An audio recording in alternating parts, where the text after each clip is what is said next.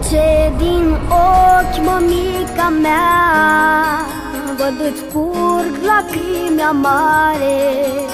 Dacă eu te-am supărat, în fața ta îmi cer iertare. Supărată dacă ești, că viața e atât de grea, te rog să-mi spui, mămică scumpă, dacă te pot ajuta.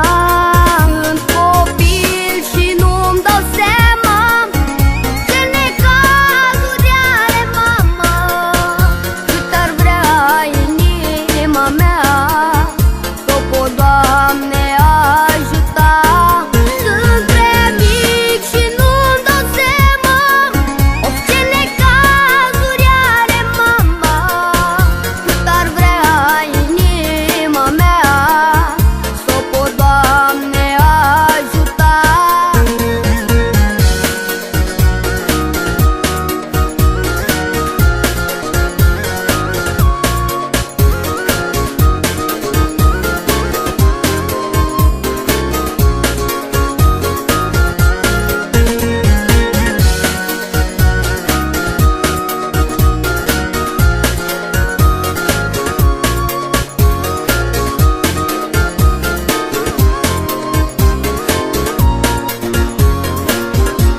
La piept mă strângi, măicuță,